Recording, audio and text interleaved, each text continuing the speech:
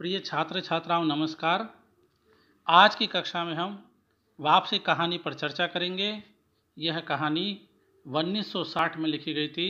इस कहानी की लेखिका है उषा प्रियमवदा, जो प्रवासी साहित्यकार है।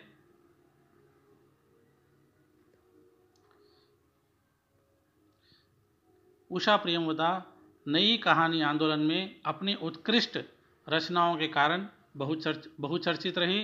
उनकी कहानियों में आज के व्यक्ति के अकेलेपन और उसके संतरास को हम देखते हैं। इनकी कहानी के पात्रों में पाठक अपने को या अपने परिवेश को देखता है। नई कहानी आंदोलन के बाद हिंदी कहानी में जो विशेष यथार्थवाद दिखाई दिया, उसका दर्शन उषा प्रियमवदा की कहानियों में हमें होता है।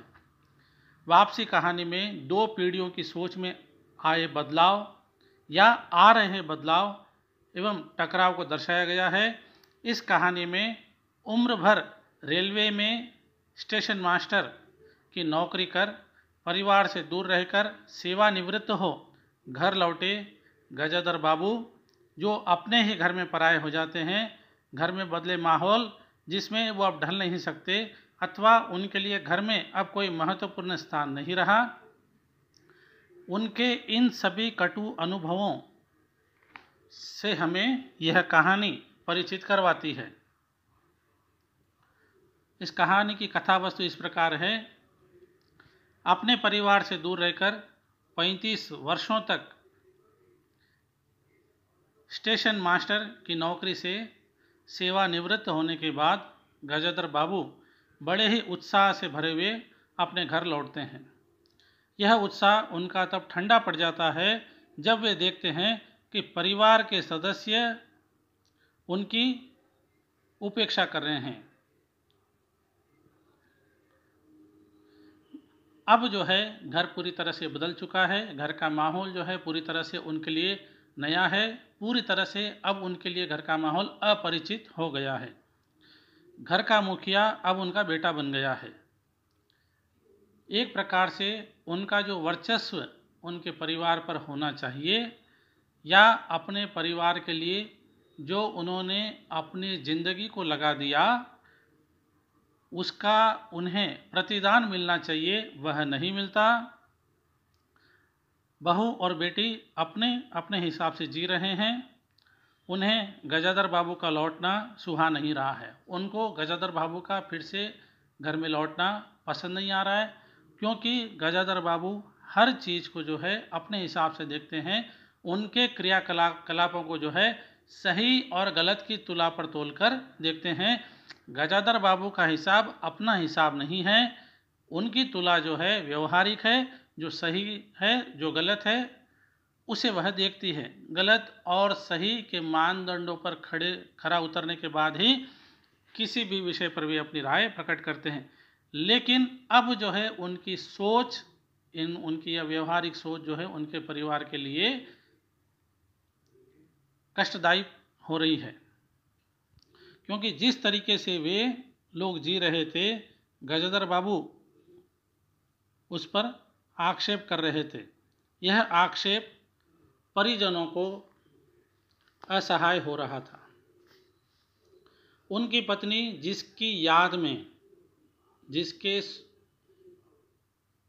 जिसकी सुनहरी स्मृतियों में उन्होंने अपनी ड्यूटी के अकेलेपन को गुजार दिया था, उनकी पत्नी की यादें उस अकेलेपन में सहारा बना करती थी। वह पत्नी भी इस व्यवस्था में, अर्थात नई पीढ़ी द्वारा जो व्यवस्था लाई गई है उसमें पूरी तरह से वह ढल गई है, या उसका कोई अस्तित्व ही नहीं रहा। वह घर के कामों में पूरी तरह खो चुकी है। अपने आप को पूरी तरह से वह भूल गई है। उसे अपने पति की जो उपेक्षा बेटे, बेटी और बहू द्वारा हो रही है, वह भी नहीं अखरती। उल्टा वह जो है अपने बेटे, बहू और बेटी का ही पक्ष लेती है। दूसरी ओर जिस परिवार की सुख सुविधा के लिए गजाधर बाबू ने उम्र भर कष्ट झेला, अकेलापन झेला, उस परिवार को उनसे अब इस अवस्था में कोई लगाव नहीं रहा। वे परिवार के लिए मात्र धन कमाने का साधन थे। इससे ज़्यादा उनकी कोई उपादेयता परिवार के लिए नहीं थी। परिवार की यह अनदेखी, यह उपेक्षा उन्हें नागवार गुजरती है और वे निराश होकर पुनः किसी चीनी मिल में नौकरी करने के लिए निकल पड़ते हैं। अर्थात यह उनकी वापसी है। फिर से जो है अपने परिवार से वे दूर हो जाते हैं।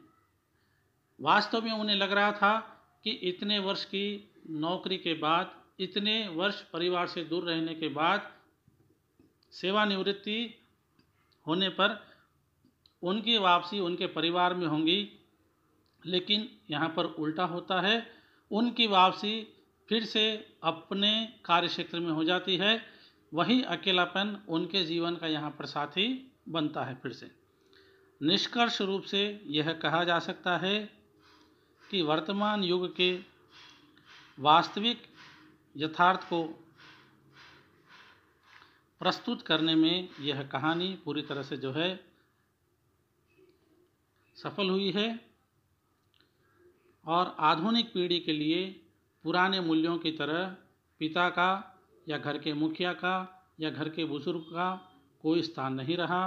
वह परिवार के लिए धनोपार्जन का निमित्त मात्र रह गया है।